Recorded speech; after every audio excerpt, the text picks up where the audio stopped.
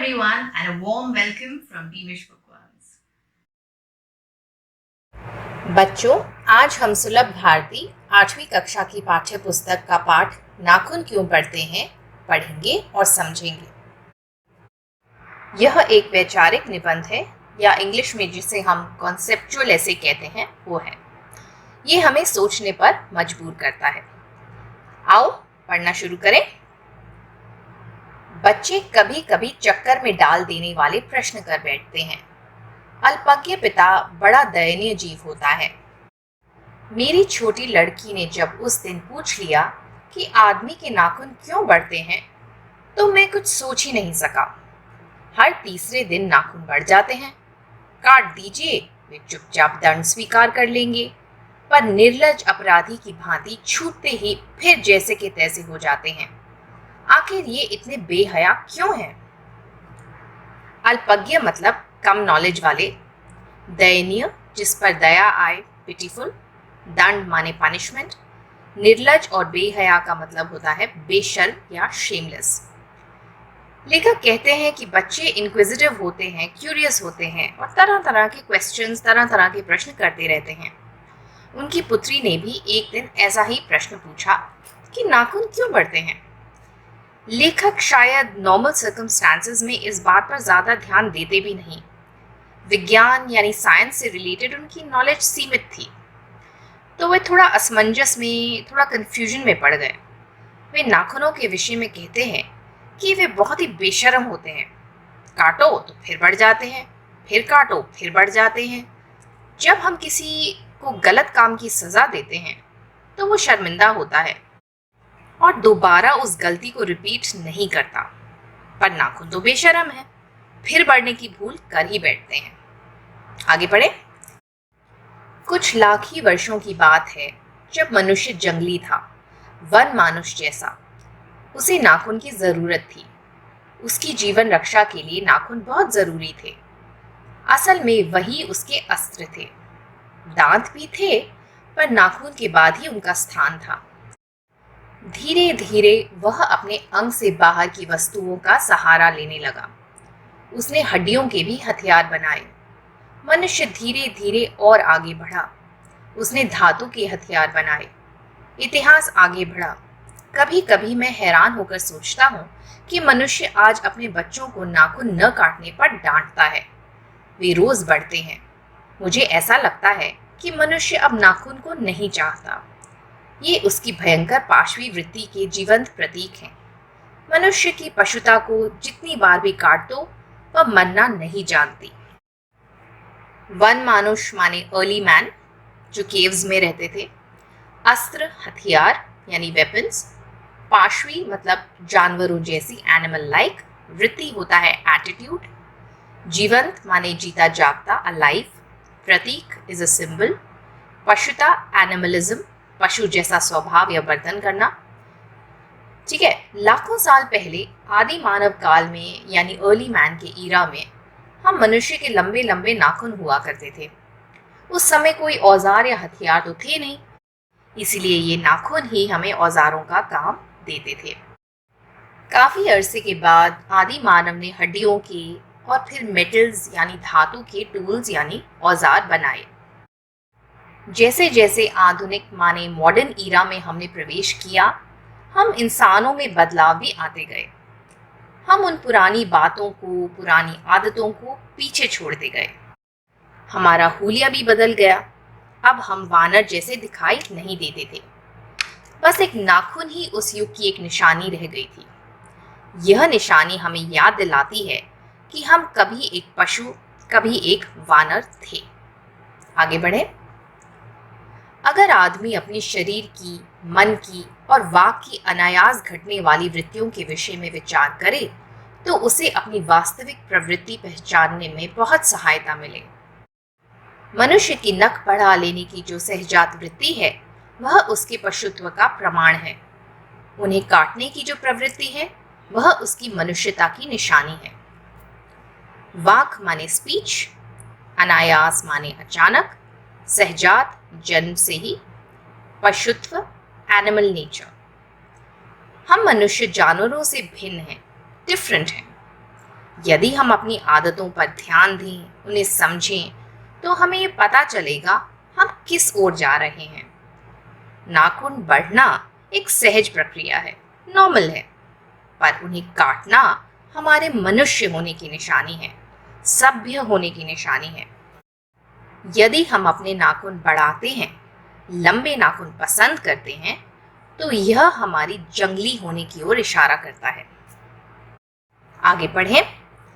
मेरा मन पूछता है, मनुष्य किस ओर बढ़ रहा है, पशुता की ओर या मनुष्यता की ओर, अस्त्र बढ़ाने की ओर या अस्त्र काटने की ओर? मेरी निर्बोध बालिका ने मानो मनुष्य जाति से ही प्रश्न किया है। जानते हो नाखून क्यों बढ़ते हैं? यह हमारी पशुता के अवशेष हैं। मैं भी पूछता हूँ, जानते हो ये अस्त्र शस्त्र क्यों बढ़ रहे हैं? ये हमारी पशुता की निशानी है। स्वराज होने के बाद स्वभावतः ही हमारे नेता और विचारशील नागरिक सोचने लगे हैं कि इस देश को सच्चे अर्थ में सुखी कैसे बनाया जाए। हमारी परंपरा महिमामयी और संस्कार उज्जवल हैं, क्योंकि अपने आप द्वारा लगाया हुआ बंधन हमारी संस्कृति की बहुत बड़ी विशेषता है। निर्बोध माने नासमझ, अबोध, इनोसेंट, अवशेष माने बचे हुए हिस्से, रिमाइंडर्स, स्वभावतः, नेचुरली, विचारशील, थॉटफुल, महिमामयी, प्रतिष्ठित, ग्लोरियस। लेखक कहते हैं कि क्या हम वाकई प्रगति कर रहे हैं? Are we really making progress as a human race? क्या हम अपनी पाश्विक वृत्ति, हमारी एनिमल इंस्टिंक्ट पर काबू पा चुके हैं? हमने नाखूनों को तो काटना शुरू कर दिया, यही दिखाने के लिए कि हम मनुष्यता की ओर अग्रसर हैं। We are progressing towards becoming human. मगर दूसरी ओर नए नए हथियार, बम आदि का निर्माण शुरू कर दिया है हमने, एक दूसरे को मारने और तबाह करने के लिए। वे आगे कहते हैं कि अनजाने में ही सही, पर मेरी मासूम बिटिया ने पूरी मानव जाति यानी पूरे मैनकाइंड से ये प्रश्न किया है कि नाखून क्यों बढ़ते हैं? क्यों हमारे अंदर का जानवर अभी भी जीवित है? लेखक आगे कहते हैं कि स्वाधीनता प्राप्त करने के बाद हमारे नेताओं ने बहुत विचार विमर्श किया कि कैसे भारत की संस्कृति को, संस्कारों को जीवित रखा जाए। जब मनुष्य कुछ पाबंदियों व बंधनों में स्वयं को बांधता है, तो वह अपनी परंपरा, संस्कृति, लोकलाज आदि को जीवित रख पाता है। मानवीय जीवन में पाबंदियां व बंधन जरूरी हैं, वही हमें इंसान बनाती हैं। आगे पढ़ें। मनुष्य पशु से किस बात में भिन्न है? उसमें संयम है, दूसरों के सुख दुख के प्रति संवेदना है, श्रद्धा है, तप है, त्याग है।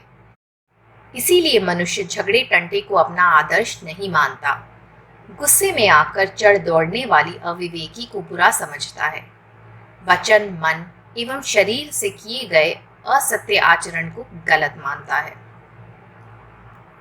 संयम माने कंट्रोल, संवेदना मतलब सहानुभूति, एम्पथी, अविवेकी, सूझबूझ की कमी, रैशनेस इन बिहेवियर, असत्य आचरण, झूठ या गलत आचरण, रॉन्ग बिहेवियर।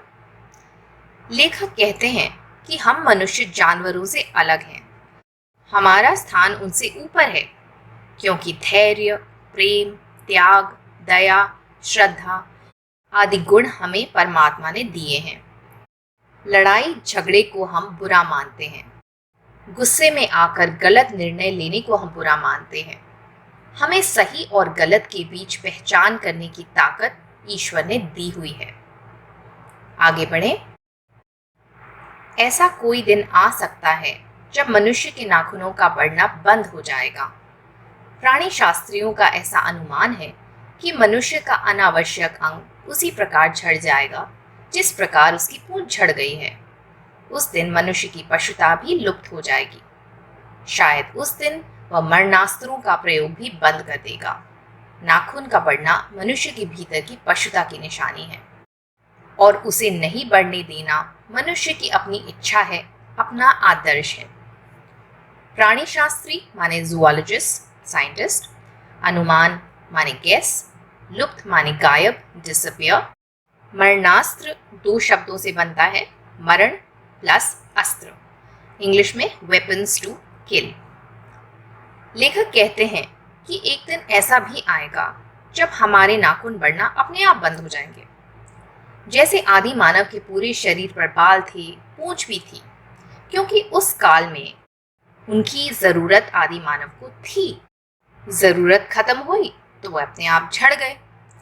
ठीक उसी प्रकार नाखून भी एक दिन झड़ जाएंगे, जब हम अपने अंदर के जंगलीपन, अपने अंदर की बर्बरता को पूरी तरह से खत्म कर देंगे।